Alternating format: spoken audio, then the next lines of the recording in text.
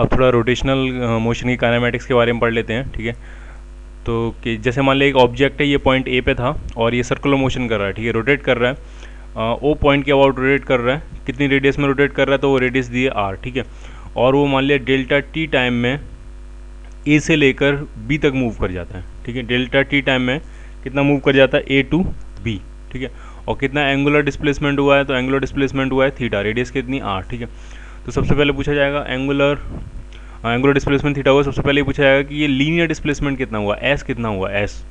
तो linear displacement S जो होगा तो वो आर्क लेंथ है, बेसिकली वो आर्क लेंथ है ए बी, और आर्क जो होता है वो होता है एंगल इंटू रेडियस। तो एंगल कितना है थीटा और रेडियस कितनी है आपकी आर, तो आर्क लेंथ एस हो गया थीटा इंटू आर, क्लियर। और मान लिया ये जो थीटा एंगल डिस्प्लेसमेंट जो उसने एंगुलर डिस्प्लेसमेंट लिया है कितने टाइम में हुआ, डेल्टा टी टाइम में। तो जो एंगुलर वेलोसिटी होगी, एंगुलर वेलोसिटी ओमेगा, तो एंगुलर वेलोसिटी जो होती है वो होती है एंगुलर डिस्प्लेसमेंट जो कि इस केस में थीटा है, angular displacement upon total time. तो एंगुलर डिस्प्लेसमेंट कितना लिया है थीटा और टाइम कितना लगा डेल्टा टी, ठीक है। ये एंगुलर वेलोसिटी होती है। एंगुलर वेलोसिटी की यूनिट होती है रेडियन पर सेकेंड।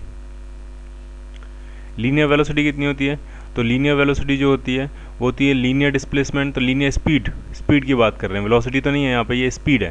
तो स्पीड जो होता है वो होता है डिस्टेंस अपॉन टाइम, डिस्टेंस कितना एस और टाइम कितना डेल्टा टी, ठीक है। तो एक रिलेशन ड्राइव करते हैं, v इक्वल टू एस की जगह लिखते हैं थीटा आर, एस की जगह क्या लिखा theta into R divided by delta T, और ये थीटा और डेल्टा टी ये क्या हो जाएगा ओमेगा। तो क्या रिलेशन आ गया आपका, v equal to omega R, ठीक है। ये लीनियर स्पीड है, ये एंगुलर स्पीड है और ये रेडियस क्या है आर, ठीक है। अगर वेक्टर में कन्वर्ट करें इस रिलेशन को तो v इक्वल टू होता है ओमेगा क्रॉस आर, ठीक है। वेक्टर में अगर इसको कन्वर्ट करेंगे तो v इक्वल टू क्या आता है आपका ओमेगा क्रॉस आर, क्लियर। और कुछ और डेफिनेशन सिंपल जैसे एवरेज एंगुलर वेलोसिटी होगी, तो एवरेज जो एंगुलर वेलोसिटी होगी वो होगी angular displacement delta theta upon total time जो भी टाइम लगा है डेल्टा टी। और जो इंस्टेंटेनियस एंगुलर वेलोसिटी होगी इंस्टेंटेनियस, तो वो हो जाएगी आपकी D theta upon D T, clear. ऐसे ही एंगुलर एसलेशन भी होता है, तो एंगुलर एसलेशन को रिप्रेजेंट करते हैं हम अल्फा से, ठीक है। तो जो एवरेज एंगुलर एसलेशन होता है वो होता है चेंज इन एंगुलर वेलोसिटी यानी delta omega by delta T in time, जो भी टाइम लगा है उसको, ठीक है। ये एवरेज एंगुलर एसलेशन। और जो इंस्टेंटेनियस एंगुलर एसलेशन होगा जिसको सिर्फ अल्फा लिखते हैं, इंस्टेंटेनियस एंगुलर एसलेशन, ठीक है। तो जो इंस्टेंटेनियस होगा वो हो जाएगा D omega by D T, clear. ये है आपका एंगुलर एसलेशन। एंगुलर एसलेशन की यूनिट होती है रेडियन पर सेकंड स्क्वायर, ठीक है। वैसे ही अब आता है लीनियर एसलेशन, ठीक है। तो एक चीज़ आप कोई ढंग से समझनी है, हमने जो रिलेशन ड्राइव किया v इक्वल टू क्या था आर ओमेगा, v क्या है उसकी स्पीड, आर रेडियस है, ओमेगा क्या एंगुलर वेलोसिटी। तो इसको डिफरेंशिएट कर देंगे तो ये आ जाएगा D we by D T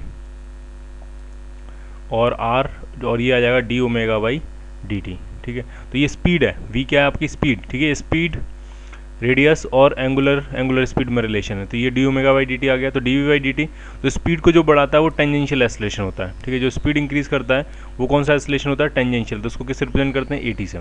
जो डायरेक्शन चेंज करता है वो नॉर्मल एसलेशन होता है, उसको किससे रिप्रेजेंट करते हैं, ए सी से, उसको सेंट्रीपिटल एसलेशन भी कहते हैं, ठीक है। तो यहाँ जो स्पीड को बढ़ा रहा है वो टेंजेंशियल एसलेशन है ए टी, तो वो हो जाएगा आर, और ये ओमेगा को जो बढ़ाएगा वो होगा एल्फा। तो A T is equal to R alpha, एक ये स्केलर रिलेशन है, ठीक है। A T is equal to R alpha, ठीक है। ए टी क्या है टेंजेंशियल एसलेशन, आर रेडियस है, अल्फा क्या है एंगुलर एसलेशन, ठीक है। एक रिलेशन ये हो गया, ठीक है। एक पॉइंट और डिस्कस करना है यहाँ पे कि जब भी कोई ऑब्जेक्ट सर्कुलर मोशन कर रहा होता है, ठीक है, तो उसके पास दो एसलेशन हो सकते हैं, ठीक है। एक तो उसके पास हो सकता है सर्कुलर मोशन कर रहा है और मान लिया अगर यूनिफॉर्म सर्कुलर मोशन कर रहा है तो सेंट्रीपिटल एसलेशन तो होगा ही होगा उसके पास, इसको ए सी कहते हैं, वो टुवर्ड्स लगता है सेंटर की तरफ, ठीक है। मैं फिर से रिपीट कर रहा हूँ, अगर वो यूनिफॉर्म सर्कुलर मोशन कर रहा है तो उसके पास सिर्फ एक ही एसलेशन होता है, और वो जो एसलेशन होता है उसको कहते हैं सेंट्रीपिटल एसलेशन, नॉर्मल एसलेशन। और वो सिर्फ किसके लिए रिस्पॉन्सिबल होता है, वो सिर्फ डायरेक्शन चेंज करने के लिए रिस्पॉन्सिबल होता है, ठीक है। क्योंकि जब यूनिफॉर्म सर्कुलर मोशन है तो मैग्नीट्यूड नहीं चेंज हो रहा है, सिर्फ क्या चीज़ चेंज हो रही है, डायरेक्शन। तो वो कौन करेगा, सेंट्रीपिटल एसलेशन। उसकी वैल्यू कितनी होती है ए सी, तो वो होता है वी स्क्वायर अपॉन आर, या फिर कितना होता है आर ओमेगा स्क्वायर, ठीक है। अच्छा, अगर उसका मैग्नीट्यूड भी चेंज कर रहा है, यानी अगर वो नॉन यूनिफॉर्म सर्कुलर मोशन है तो उसके पास एक टेंजेंशियल एसलेशन भी होगा, उसको किस रिप्रेजेंट करते हैं, ए टी से, ठीक है। ए टी सिर्फ क्या करता है, ए टी स्पीड को चेंज करता है या वेलोसिटी के मैग्नीट्यूड को चेंज करता है, और ए सी क्या चेंज करता है, ए सी वेलोसिटी की डायरेक्शन को चेंज करता है, ठीक है। तो ATB होगा, तो नेट जो एस्लेशन होगा उसके पास, अगर नॉन यूनिफॉर्म सर्कुलर मोशन है, मैग्नीट्यूड भी चेंज हो रहा है, डायरेक्शन भी चेंज हो रही है, तो नेट एस्लेशन इस तरफ होगा। और इसको कह दिया हमने A capital T। A capital T का मतलब टोटल एस्लेशन, ठीक है। तो वो होगा कितना A कैपिटल T, तो वो हो जाएगा अंडर रूट ऑफ सेंट्रीपिटल एस्लेशन का स्क्वायर AC का स्क्वायर प्लस टेंजेंशियल एस्लेशन का स्क्वायर AT का स्क्वायर। क्लियर? ठीक है। तो जैसे लीनियर मोशन की इक्वेशंस होती हैं वैसे रोटेशनल मोशन की भी इक्वेशन होगी। तो लीनियर मोशन की 3 इक्वेशंस पढ़ते हैं हम जनरली। तो वो एक तो होती है V is equal to U plus AT, और एक इक्वेशन होती है आपके पास S is equal to UT plus half AT square, और लास्ट इक्वेशन होती है V square is equal to U square plus 2AS। ठीक है। और ये तीनों इक्वेशन सिर्फ तब वैलिड होती हैं जब सिस्टम का एस्लेशन क्या होता है, constant.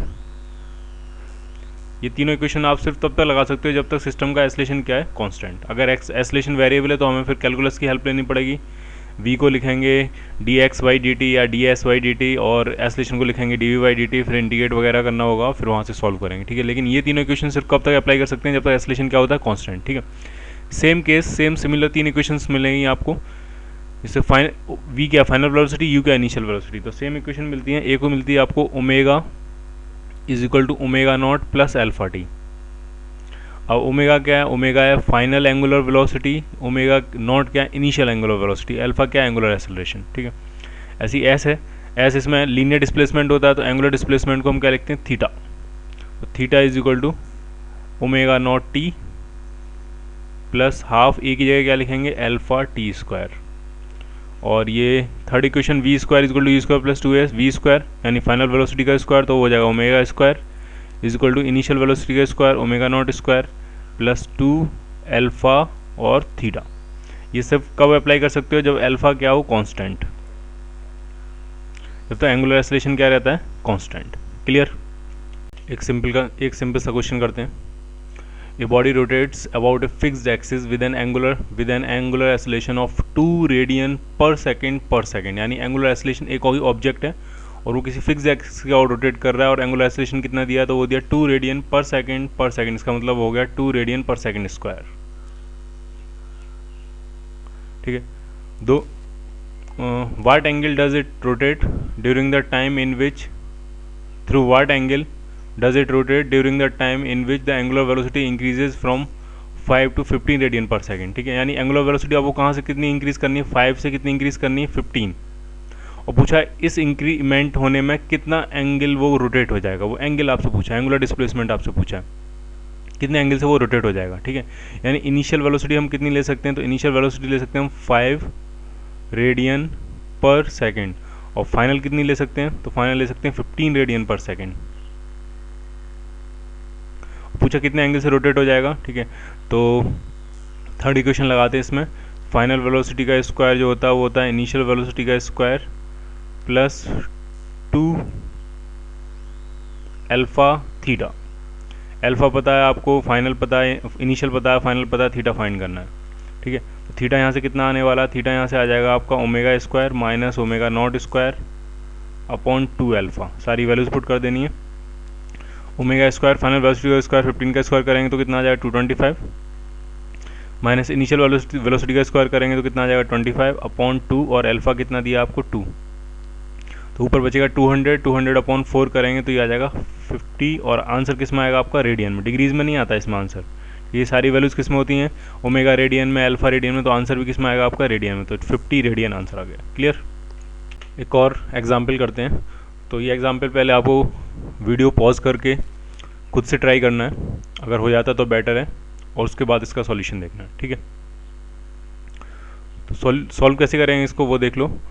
Find the angular velocity of a body rotating with an acceleration of 2 revolution per second square. यानी एक्सेलरेशन कितने एक्सेलरेशन से रोटेट कर रही, तो अल्फा दिया आपको, तो वो दिया 2 रिवॉल्यूशन पर सेकेंड स्क्वायर। ठीक है। तो इसको कन्वर्ट करते हैं रेडियन पर सेकेंड स्क्वायर में। ठीक है। तो ये ध्यान रखना है, जो 1 रिवॉल्यूशन होता है वो होता है आपका 2 पाई रेडियन। जब एक रिवॉल्यूशन कंप्लीट होगा तो कितना एंगल घूम जाएगा, वो 2 पाई। ठीक है। तो ये जगह 2 × 2 पाई करेंगे तो ये जाएगा 4 pi radian per second square. Clear? और पूछ रहे हैं find the angular velocity of a body rotating with an angular acceleration 2 as it completes 5th revolution after the start. कितना एंगल घूम चुका है, तब आपको फाइनल एंगुलर वेलोसिटी पूछी जा रही है। ओमेगा आपसे पूछ रहे हैं कब, जब वो कितना एंगल उसने कंप्लीट कर लिया, तो 5th रिवॉल्यूशन कंप्लीट कर लिया है, यानी कितना एंगल रोटेट हो गया होगा अभी तक वो, तो एक रिवॉल्यूशन में कितना एंगल रोटेट होता है 2 पाई, तो 5th रिवॉल्यूशन में कितना हो जाएगा total angle 10 pi radian, 10 pi radian वो रोटेट हो जाएगा। उसके बाद उसकी एंगुलर वेलोसिटी पूछी है, ठीक है। और स्टार्ट कर रहा है रेस से, आफ्टर द स्टार्ट किया है उसने, मोशन स्टार्ट किया, यानी इनिशियल वेलोसिटी क्या होगी उसकी 0, ठीक है। तो इसमें भी थर्ड इक्वेशन लगाते हैं, ये हो जाएगा omega square is equal to omega not square plus 2 alpha theta. तो ओमेगा स्क्वायर आपसे पूछा गया, ओमेगा नॉट स्क्वायर 0 है, प्लस 2 अल्फा कितना है, अल्फा है 4 पाई, और थीटा कितना है, थीटा है आपका 10 पाई। तो ये ओमेगा स्क्वायर हो गया आपका